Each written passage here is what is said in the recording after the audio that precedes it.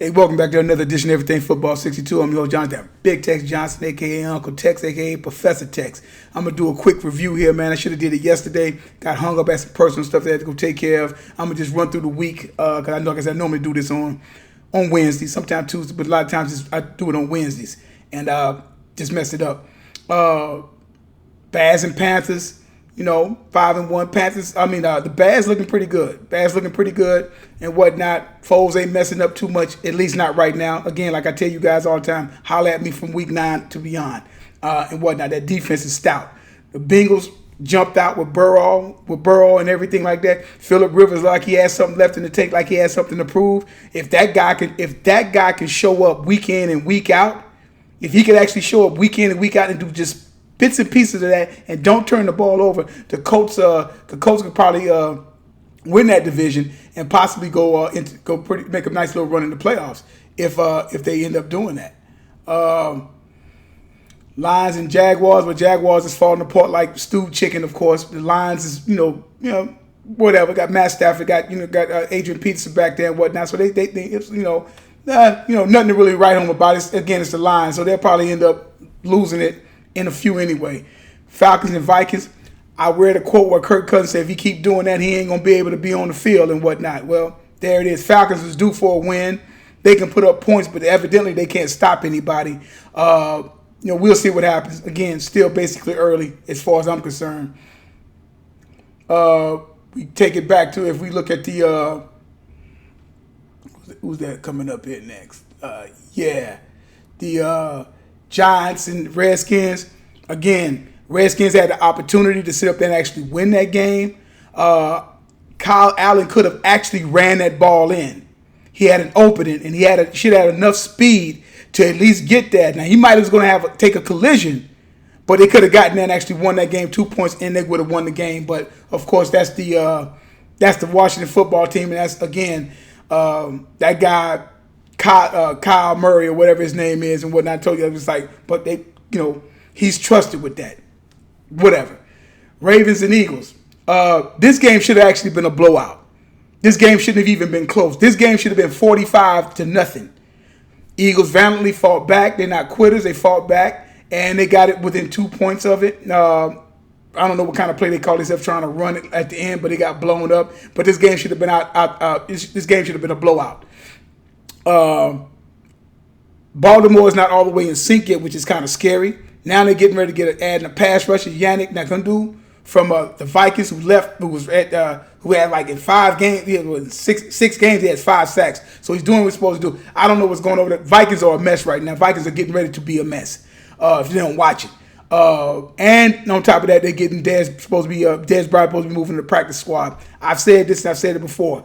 Dez Bryant can be that third down. They get them that third down, and Dez Bryant could be hell stopping in the red zone because he always could go up there and get that ball and whatnot. Browns and Steelers. Browns came back down to earth. I figured that. Steelers right now, best team, best all-around team in football right now. Them guys are playing ball right now. That number 11, I can't think of his name off the top of the game. He looks like he's a game breaker. He got Juju over there. Big Ben's lights out. Their defense is playing about the best defense playing in the league between them and the Colts defense and whatnot. Hey, Titans, hard-fought game and whatnot. Titans, your best teams right now in the AFC. That's my opinion. Titans, to me, is behind Pittsburgh. They had 5-0. They both undefeated and whatnot. Similar kind of ball and whatnot. I don't really never going to really trust Tannehill, but, again, we keep going on. Big disappointment there for the Packers. Big disappointment. But at the same time, people was disappointed a lot with the Packers last year. And Packers went up, 13-3, I believe, last year. And they won games, but they didn't really scare nobody, put it that way. And I don't know who that guy was mimicking Aaron Rodgers, but that's not the Aaron Rodgers that I normally see. So I don't know what was going on with that guy. So they'll rebound and see what happens next week, I suppose. 49ers and the Rams. Niners is still banged up and end up beating the Rams. Like I said, I'm not, those games are always pretty good games, but not a surprise there. Garoppolo bounced back some, played some good ball and whatnot. They ran the ball on him and everything. So, that's that game there. You know what I'm saying? It's like I said, you know, we'll see what happens. But we'll see what happens with the Rams. You know, because sometimes a part of me really don't believe them, but we'll see what happens as things go on. Big disappointment here with the Patriots, and I'm not no Pats fan. I'm a Cam fan, obviously. He threw 2 picks. One of he was pressured all day long. No practice. Cam right now for the Pats, he's actually 2-2 because if they played Kansas City when they was actually move the ball, could run the ball, they would have probably beat Kansas City. They get it together, no practice and whatnot. This whole COVID thing has kind of got everybody kind of up-turvy crazy, and it's not really a lot of crisp football as far as I'm concerned really being played right now. Dolphins and Jets. I'm gonna go into that later, a little later about Dolphins and Jets and what we see was happening with them. They're 3-3 now. Jets, well, they're the Jets. So Cardinals and Cowboys. As a Cowboys fan, I'm utterly disappointed, sickened. But we're actually leading in the NFC East. A lot of people don't realize in the pros, teams can go on runs. That's why I say it's a long season. It's a marathon, so we'll see what happens. But if Dallas if Zeke has to hold on to the ball, they got to get solid quarterback play from old boy, and their defense got to do something. Their defense, anything, worst defense I've ever seen the Cowboys ever field. Period. Chiefs and Bills. Mahomes, them guys did their thing, that little pirouette thing that my man did to get that first down. I mean, and they're not winning flashy. And this is fine. Win ugly games to show that you can grit it out. Then you got Bell coming in this week and the guy Halas, the little rookie, he's nice. He's not Bell though. He can't catch that ball and run them routes out of the backfield like that open offense want to. But don't worry about it, my man. Even if they get rid of you, you're going to go somewhere and you can be a star. Or you might be there. I might get somebody else. Might get Bell. Just take your time. You're a rookie. You'll be fine. You'll be fine. Now, let me go ahead on and spend the rest of these couple of minutes on what's happened over there in Miami. And it's about my man Fitzpatrick. You guys know I got a little Fitzpatrick thing and stuff like that. I like the way the guy plays ball to an extent. I don't have a problem with him. I mean, what I mean by play ball is he's an NFL quarterback, okay? He's an NFL quarterback. So with him being an NFL quarterback, and I say this all the time, you're supposed to have some type of skills and able to do something. And I always bring this up especially when I'm talking about him, consistent at being or consistently consistent at being very good, or consistently consistent at being great, okay? And I've said this about Ryan Fitzpatrick several times on this broadcast and what the problem is with him and what happens with a quarterback like him. And Fitzpatrick would go on record and basically say because he got benched later on because after the game was out of hand, it took a lower. Tua, he's coming in. He's getting ready to get the start this week coming up, right? And I read where Fitzpatrick he's really sad. He said, I basically got fired yesterday, and my day consisted of Zoom meetings with the guy who fired me and sitting in a room with the guy who replaced me for 4 hours. Well, my man, this is the NFL. That's how that's nothing new. That's nothing new. That's a part of the game. It's competitive, and they look for edges. And that's going to happen. There's plenty of guys that got benched. There was better quarterbacks than you were. They got benched. You follow what I'm saying? You know, Steve Young had to take his lumps behind this guy, and you were not even a quarterback that Steve Young is. And again, I like Fitzpatrick based on the fact that he's gutsy and he's 16 years. You know this guy has made over $71 million in the 16 years he's played. This guy's averaged almost $5 million a year playing football. Went to Harvard. He's an economics guy. He chases that money. He gets that money. You don't want me. He always, the thing that I like about him, he knows he can get a check somewhere. He don't, oh, damn it, this, that, and the other. Go out there and get that bread. Because he's not really truly a starting quarterback in the NFL. He really never has been. You follow what I'm saying? And that's what he said the other day. Well, that's part of your business, especially being a quarterback. He also said, what did he say there? My heart hurt all day. It was heartbreaking for me. I've been a starter. I've been benched all kinds of different ways, but this one just really more so than any of them, I just felt fully committed and invested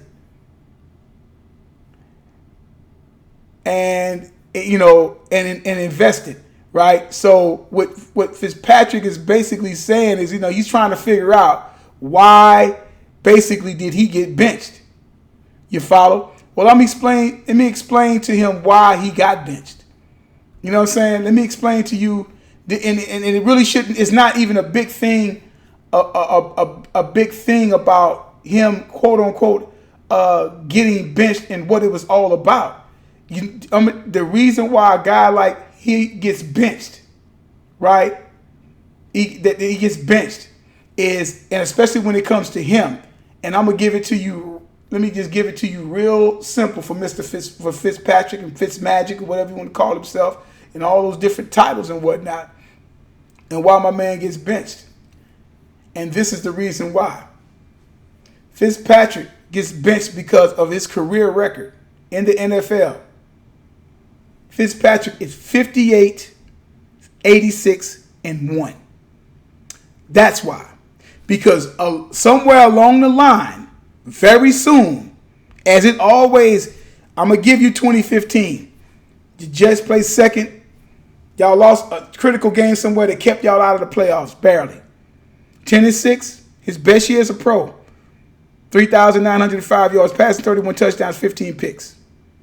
Okay? Now, that was a good season when 10-6. His other winning season, or 500 season, 12 games he started in Houston, he went 6-6. Okay? That's it. That's it. So in a 2-year frame, his best years as a pro, where he started more than 10 games, he is actually 16-12. Okay?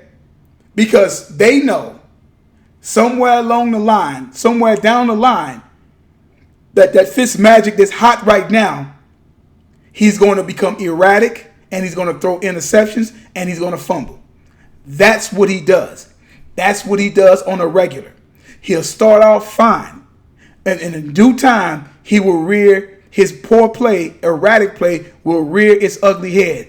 I like him. I like his spunk and everything when he's on his own. I've seen him have games where they could have beat New England a couple of times, and he in the red zone, and he just flat out bummed out. Throwing an interception, throwing balls in the dirt. That's what he does. That's his MO. That has been his MO. For all the years he's been in the league, for the 16 years he's been in the league, that's his MO. That's why, my man, 58, 86, and 1. And only 2 winning seasons with over 10 starts. Look at everything else.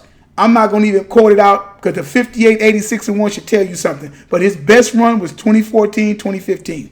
Even when he was with Tampa a couple of years ago when Crabman was out. It started off fine, but in due time the wheels was going to come off. The wheels were going to eventually come off. They had to come off because that's who he is. He's consistent at being And he put it together 1 year. With 16 games going 10-6, 1 year. Because they know the wheels are going to eventually come off the Fitzmagic mobile. That's why. He could be sad all he wants, but he knew when they drafted Tua, when they drafted him, he knew his time was limited. They're 3-3. They're going to bring the rookie in to get to start doing this thing. Justin Heber's doing what he's doing over there in San Diego and whatnot. You got Burrow doing what he's doing over there. So Miami's like, because the coaching knows that it's going to happen. So don't say you went through all this like you were this great quarterback or like you were the Steve Young-esque or Danny White-esque or, you know what I'm saying, or whatever the backup quarterback that had to wait his time for a great quarterback. You're not that guy. You're erratic at best. And when you put it together, you're okay. I appreciate the hustle. But my man, you had to leave that alone because you know your time was coming. The Sandman was coming for you. It was just a matter of time. Could have been sooner, but it was just a matter of time. Y'all punch that like button. Subscribe to the channel. You know what I'm saying? Not like I tell you guys all the time. There's no greatest of all time as long as time's still going on. And I tell you guys all the time. Numbers don't lie and get emotional. People do. Just check Fitzpatrick's record out. 58, 86, and 1. That's why you got yanked, my man. Y'all have a good one.